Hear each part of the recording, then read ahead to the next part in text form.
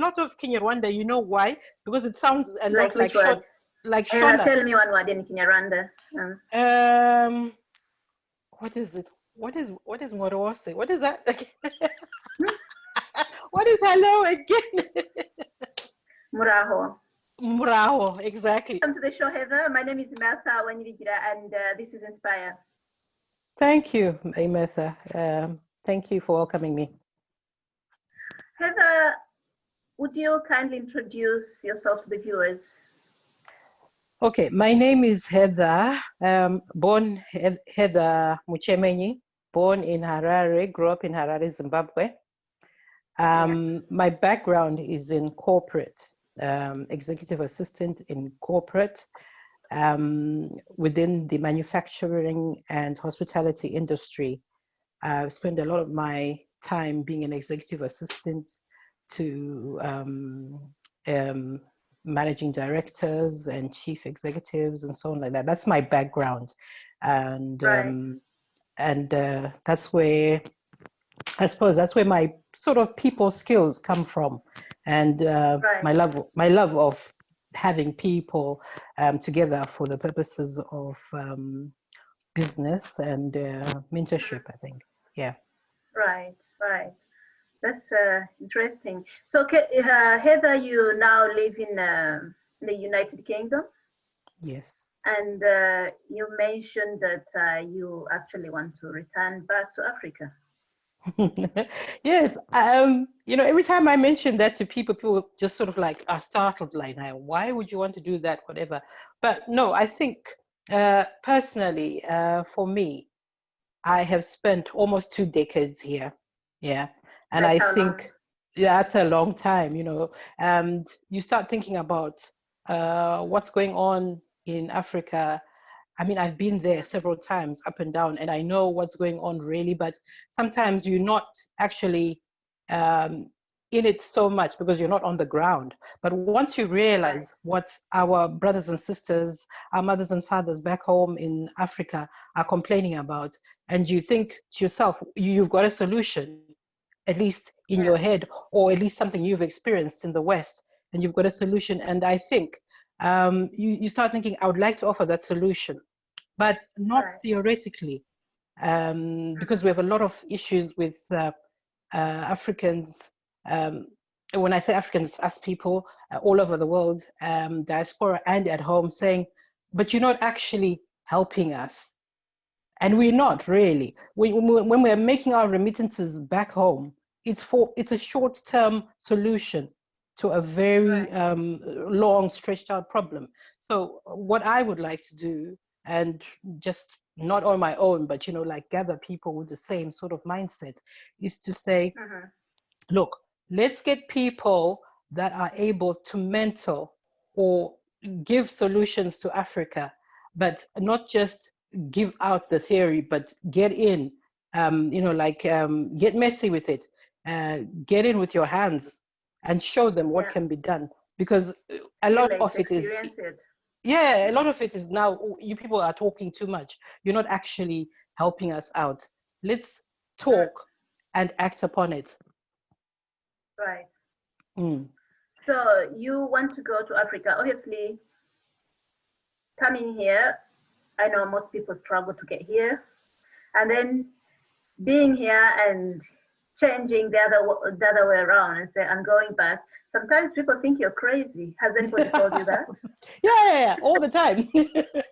All the time. But then you feel, personally, all this is really about how I feel, you know. Other people think the same way I do, but maybe slightly less. You start thinking to yourself, I'm saturated, you see. Personally, I am saturated. I have learned a lot here, right? And it's not something that I can, what I have learned here is not something that I can give back within the community here. No, the market is saturated. It's something that I can give back to the community back home, any country in Africa. And I know I feel welcome any country in Africa, wherever I go, and where I have an opportunity to talk to people about the sort of things that I would like to impart. You know, information, dissemination, it's like, I always say, don't go to the grave with your knowledge.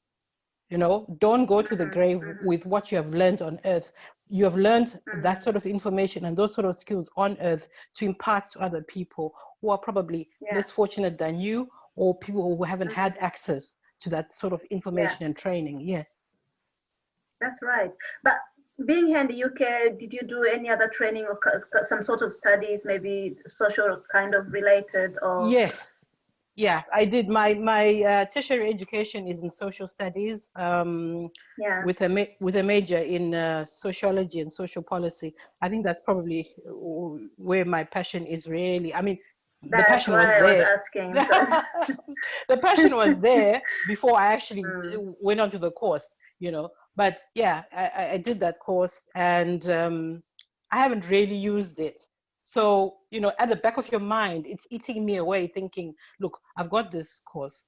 I can actually help out, but I can't help people here because it's, people here are fine. I can help people back home. But having said that about qualifications, that's the other thing I want to reiterate to people. Don't be intimidated by people who say, "Oh, I've got a I've got a major in this and whatever." I always think that people that have grown within an environment where these things are actually happening around them and more experienced have better things and have more weight in their words than we do that then learn it as theory. But also, of course, my advantage is having come from Africa myself, being born and brought up in Africa, I do know sort of like what I'm talking about and how I would be able to relate to my people, for example. I do sort of know where to start with them, how the protocol goes, and how we can actually create a relationship where we can get things done. Yeah, that's right. So you've been to Africa, you know how things are done there. So, but again, Africa is such a massive continent. Which country of Africa are you intending to go to? Yeah, I am so in love with Rwanda. Oh my goodness. Yes, That's so I went lovely. to, I know you come from there, so that's why you say that. But I'm not only saying that because you come from there either. I loved it. I made it a point to scout Kigali, Rwanda last November. Yeah, just before all this craziness came on. And I went to scout it. I went for a week. I'd already planned it. Like, it wasn't just an impromptu thing. I actually planned it about 2 months before. And I thought to myself, look, and I was doing a lot of research on what is really going on in Rwanda. What are the people like? What are they after? What are the social problems? For me, it's always the social aspect, of course. I mean, I could throw it from gender issues to business, to anything that is socially affecting, to youth empowerment, anything. That those sort of areas interest me, but obviously I would have to narrow it to some sort of point where I'm comfortable with or where it's needed the most. So yeah, I took a week away from here and I went to Rwanda and had a lot. I had meetings back to back. I found one gentleman, a young guy who was showing me around, and he was good like that because he's like also business minded and so on and so forth. And I went around with him every day from the day I landed to the day I left. I had meetings on the day I left. So there's a lot of things I discovered about Rwanda, which first of all, as I say, I could say it again and again, I loved, and I love the progression. Yeah, just share some. I love the progression. I love the people, and I fit in. It resonates with me a lot. I fit in very well over there, So, I mean, I could go on about some of the things I discovered. And your other question was why Rwanda in particular. Yeah, it resonates with me for personal reasons and just my aspirations as well. So what are you taking to Rwanda, Heather? What kind of solutions are you taking? What are you exactly going to do? I feel like an octopus right now. I feel like I've grown 8 arms. I don't know where to start. I don't know where to start. There is so much to do. which is why I Oh always my say to goodness. people,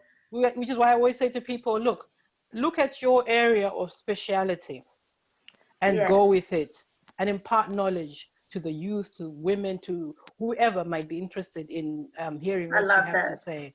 Yeah. So my area really, I am interested in, because when I went for that initial scouting, it was youth empowerment.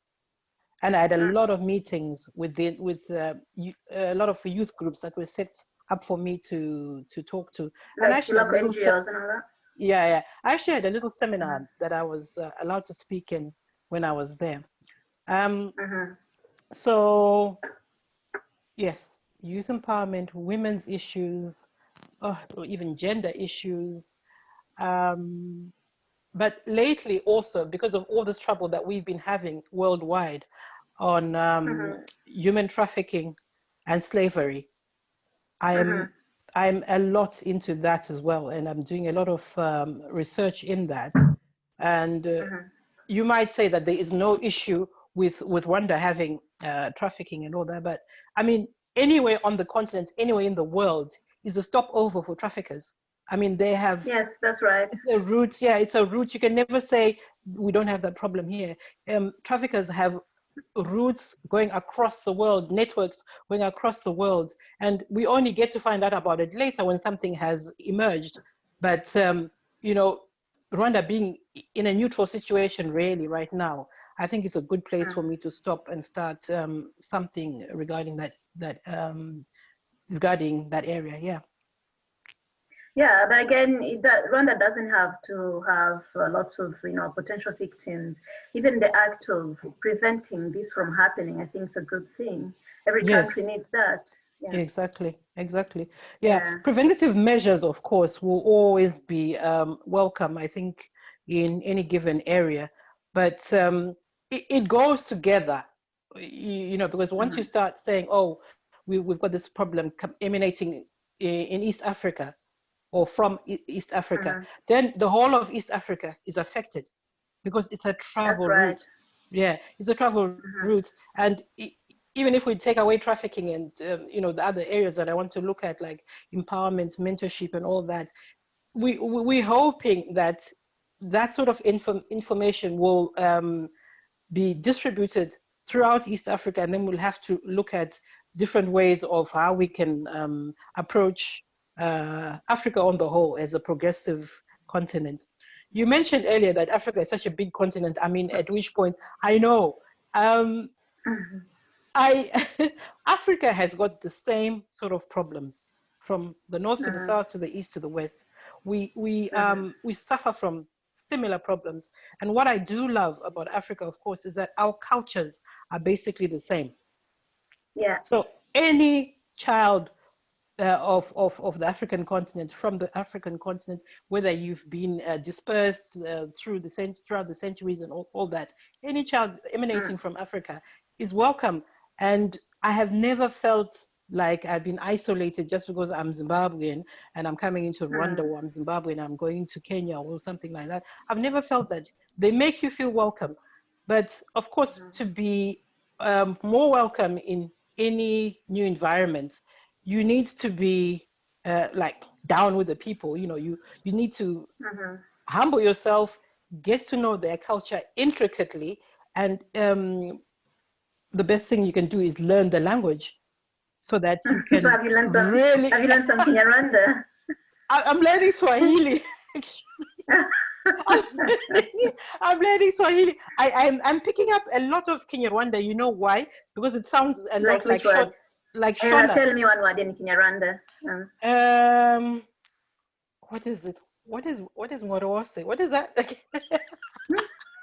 What is hello again? Muraho.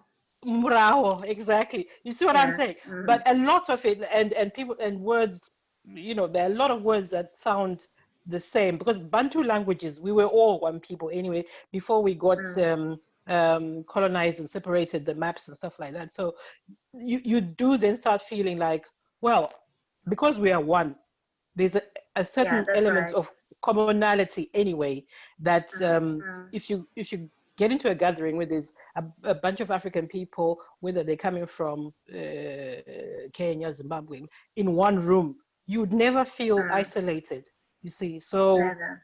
In any country, I'm just saying, my point is, in any country, I would feel like I'm welcome, as I have felt when I went to Rwanda. Yeah. Wow, that's amazing. That's a very, very, important point for people to really take and really appreciate that you felt welcome, felt at home. Yeah. So I love that. Thank you. So, yeah. So if again I understand you are aiming to tackle human trafficking and modern slavery in East Africa, particularly from Rwanda. Yes, but as I said earlier, Rwanda would be my base. That's what I'm looking at. Yeah. But I've seen Rwanda will be your home. Yes, but I've seen definitely that because it's a neutral stop at the moment with human trafficking. It's a neutral stop for me, but a lot of the traffic is coming from Kenya, Uganda. They've had lots of issues there with human trafficking, you see. So if I was actually a route and destination. Yeah. So if I was based in somewhere neutral where that traffic is not actually going up and down, I would feel safer to be dealing with such issues and so on and so forth. Right. We have had, I've done a lot of research on slavery, and there's lots of documentaries on that. And you start thinking, if we could stop that route somewhere between Kenya, Uganda, and Rwanda, if we could stop it, have information flowing up and down, have develop partnerships with people from Kenya just to stop all that, then we would be somewhere progressive with the whole plan. Having said that though, what causes trafficking, of course, is not empowering people right from the beginning, right from the word go. If we empower our own people, then people have no reasons. I mean, there are all other reasons, of course, but one of the major ones is that we're not empowering our own people. If we manage to empower people with validating Africa, valuing Africa, products and resources and manpower that comes from Africa, then we wouldn't be in a situation where we'd be having to leave the shores of our continent, looking for work elsewhere, thinking that the Western world is a better place to be, your life would be better there, and then you get trafficked, you get into the West, and you're in for a big surprise, and you wonder how is it that you are now enslaved. The empowerment, really, right from the roots, right from the youth, giving out information from a base level would be the best thing. But then we're talking about trafficking. I mean, there's other areas that are really, quite important. But I mean, it's a hot topic, obviously, right now, which is why I thought I should mention it. Excellent. I love the fact that you're actually going down there to work with existing organizations and put preventive and protective measures for this, to stop human trafficking, modern slavery from happening, and obviously to educate and to make sure that we change the perspective. So it's a good thing, and big up. It's a big dream and it's a big aim. Yeah, thank you. Yeah, it is quite it is quite a mission, but I think it can be done. Because as Africans, we, as I said earlier, our problems, we need our own solutions to our own problems. Sure. Wherever the problems emanated from, right? We can't keep doing this thing where we are looking to the West for them to solve our problems. We can't, because our problems are deeply rooted in other things that we probably don't even want to go into again. I mean, we're experiencing a second colonization of Africa. And if we let this carry on, we will have nothing left for our children, right? Definitely not. We are the mothers of this youthful generation right now, depending on how old you are, whatever. But I feel like as a mother of a child who's already in her 20s, I'm thinking, what's going to happen to other children who haven't had leadership, or children that were probably brought up without parents, and so on and so forth. So I've come up with something that I would like to call the Big Brother and Big Sister movement, which is an element of mentorship, right? Where the youth can be mentored by people who are experts in their field, in their own field, without actually like worrying about qualifications. I have an issue with qualifications. Please stop me if I'm talking too much. No, why particularly issue? I mean, why issues with qualifications? Yeah, qualifications, not everything. Obviously, experience and exactly. passion. So exactly. Yeah. No, I think people and by sometimes. the way, there's no degree in human trafficking. I had a module on human trafficking and modern slavery. But there's no degree that if somebody's qualified in human trafficking, modern slavery. No, we all get trained and we all get, along with. There is no degree. There is no degree. There's no degree required for anything really. If you have a passion, there's no degree, but everything. Yeah. If you have a passion for trying to make things right in whatever area that you're passionate about, or in whatever skill that what you have acquired over the years, then that qualifies you to be an expert. Yeah. No amount of theory will ever make you an expert if you actually are not involved hands-on with an area that you think you're passionate about anyway. So I'm losing myself here. What were we talking about? Oh, we're talking about experience and you don't like people talking about qualifications and all that. It's not about qualifications, it's about the passion, I think, on this. I don't particularly like it. You know what? The traffickers actually change strategies every day. I don't think there is anybody who could be qualified in the human trafficking, modern slavery. We all learn because traffickers change their strategies, and we have also to know what strategies, how do we tackle them this time. So yeah, I think you're right. There's no need for a degree. It's about the passion and courage to carry on. Yeah. No. So so that's like human trafficking aside, right? But we must also I think. So if I may, are you already in contact with the organization that you might start working with, or you are still in the, yeah, I'm in touch with I'm in touch with some people that are interested in a whole lot of things, not just human trafficking, right? But I do advise them. I'm very open to advising people and organizations. I do advise them here and there. I do advise them the technical knowledge that I have based on my experience, based on the history of some of the things I know, and just based on the knowledge that I've acquired here, because let's just remember that Africa is not privy to all the information that we have here, right? Apart from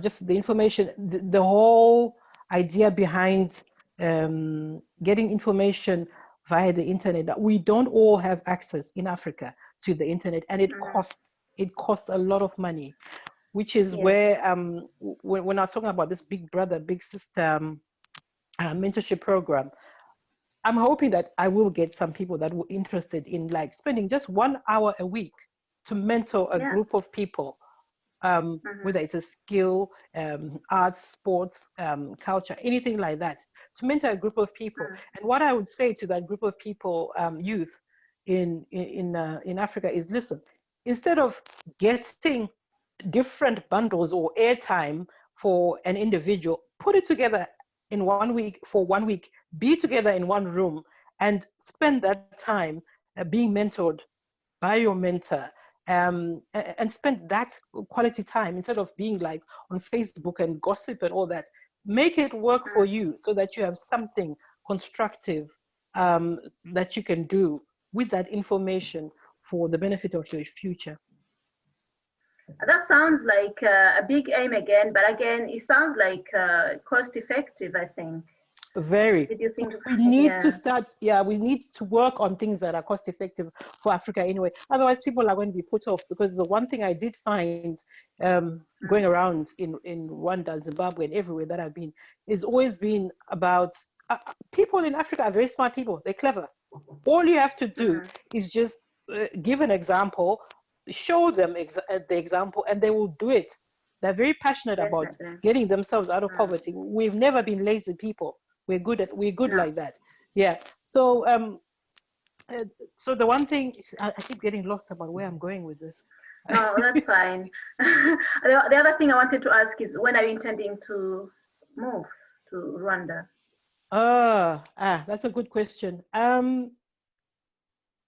You know, I had actually aimed for like December of this year, but of course COVID has stopped a lot of plans and things like that. So I've had to put that off for a little bit. Yeah. If I have to be honest and like realistic, it would probably be like another 6 months from now, because at least you know, one advantage that COVID has given me is that I've had you could say almost a year now, couldn't you? Almost a year of doing a lot of research on this, where I could fit myself in, where the problem areas are, the social problem areas are, and I'm just thinking, I do know where to go, and yes, I've had some offers with some organizations that want to work with me, but it's all about, you know, how timely it's going to be, like you know, once we all have free movement with you know, travel and all that. Yeah. All right. So you still have some time to learn a few words more in Kinyarwanda before. You insist. You insist. Okay. Yeah, I do. I am. Yeah, I wish you good luck. I really wish you good luck, Heather. And yeah, it's a good thing. And I thank my brothers and sisters from Rwanda who made you feel at home until you have decided to make it your home. So it's a good thing. Welcome to the family. Oh, thank you so much. Otherwise, I wouldn't really be saying I'm interested in that area, in that country, would I? Yes. Well, thank you very much. Yeah. No worries at all. So I hope to see you next time. Okay. Thank you so much. Okay. Have a great evening, Heather. Bye. Thank you. Bye-bye now. Bye.